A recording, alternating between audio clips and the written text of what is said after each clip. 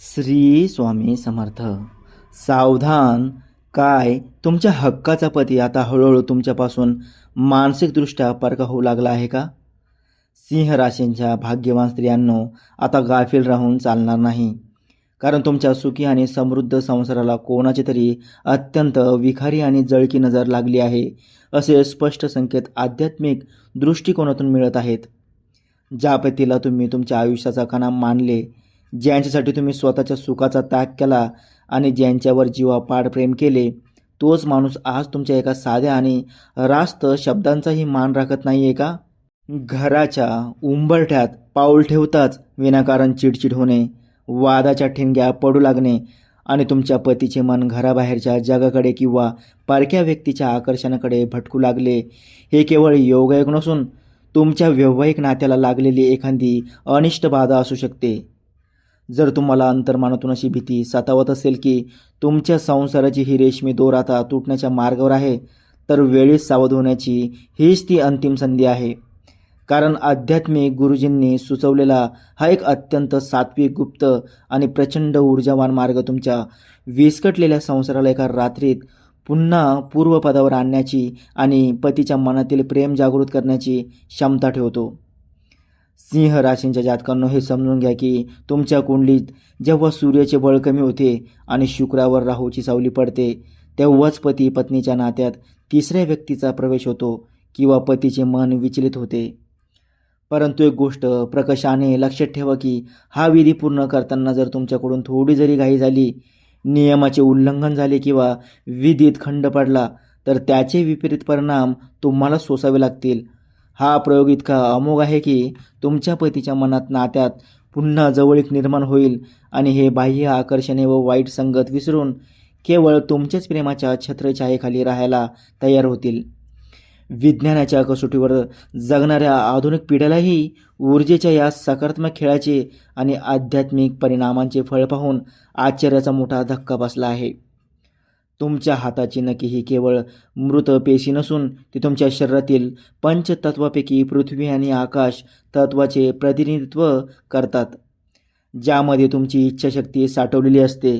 तुमच्या स्वतःच्या शरीरातील ऊर्जा साठवलेला नैसर्गिक अंश असलेली नखे, ज्यामध्ये तुमचा DNA आणि तुमची प्राणशक्ती सामावलेली असते, तीच तुमच्या पतीच्या विचलित झालेल्या बुद्धीवर प्रभाव टाकण्यासाठी आणि त्यांच्या मनातील नकारात्मकता नष्ट करण्यासाठी एक शक्तिशाली माध्यम ठरू शकतात. सिंह राशी मुळातच अग्नितत्वाची, तेजस्वी आणि ग्रहांचा राजा असलेल्या सूर्याच्या अधिपत्याखालील रास असल्याने हा विधी पार पाडताना कमालीची ती गोपनीयता आणि शांतता राखणे हे तुमचे सर्वात पहिले कर्तव्य आहे. अनेकदा तुमच्या घरातील वास्तुदोष किंवा कोणाचे तरी करणी बाधेसारखे प्रयोग तुमच्या पतीला तुमच्यापासून दूर नेण्यास कारणीभूत ठरत असतात.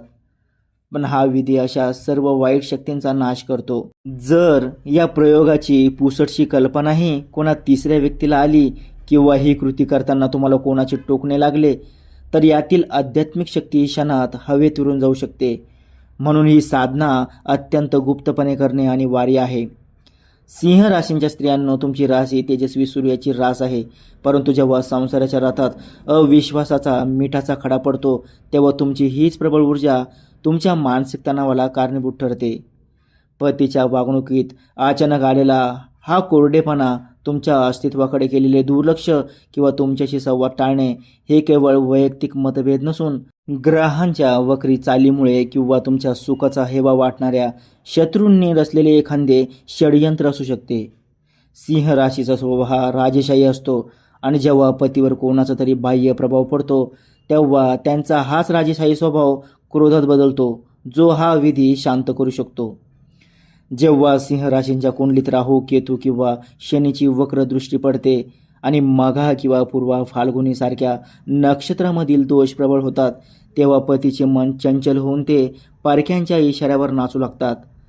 अशा वेळी गुरुजी सांगतात की पतीच्या मनावर झालेला हा नकारात्मक बाह्य प्रभाव पुसून टाकण्यासाठी तुम्हाला तुमच्या आंतरिक तेजाचा आणि या गुप्त विधीचा वापर करावा लागेल. या विधीमुळे पतीच्या अंतर्मनावर सूक्ष्म सकारात्मक प्रभाव पडतो, ज्यामुळे त्यांना पुन्हा तुमच्याबद्दल ओढ वाढू लागते. हा विधी करताना घरातील कोणालाही, अगदी आई किंवा बहिणीलाही याबद्दल सुगावा लागू देऊ नका.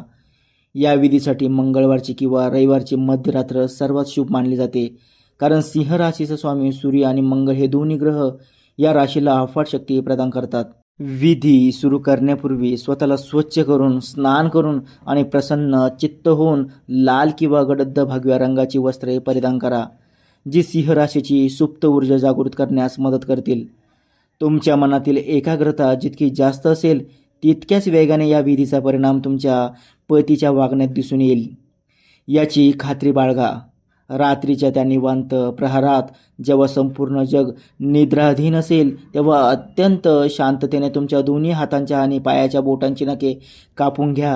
हे नखे कापताना मनात एकच प्रबळ ध्यास ठेवा की तुमच्या नात्यातील सर्व अडथळे, पतीच्या मनातील राग आणि घरातील नकारात्मकता आता कायमची कापली जात आहे. सिंह राशींच्या जातकांनो, हे लक्षात ठेवा की नखे कापताना तुमच्या डोळ्यात पतीबद्दल सूड नव्हे तर केवळ प्रेमाचा भाव असायला हवा, कारण प्रेमच विश्वातील सर्वात मोठी शक्ती आहे.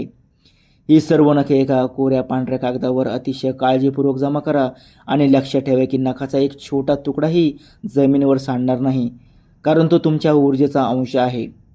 आता या विधीचा सर्वात महत्त्वाचा आणि निर्णायक भाग नीट समजून घ्या. सिंह राशींच्या अग्नितत्वाचा वापर करून ही नखे एका मातीच्या पंतीत जाळून त्याची काळी राख तयार करा.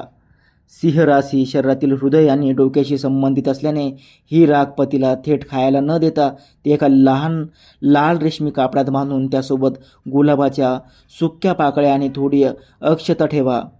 ही छोटीशी पोटली किंवा ऊर्जा पुडी तुम्हाला पतीच्या उशीखाली अशा प्रकारे ठेवायची आहे की त्यांना याचा संशय येणार नाही.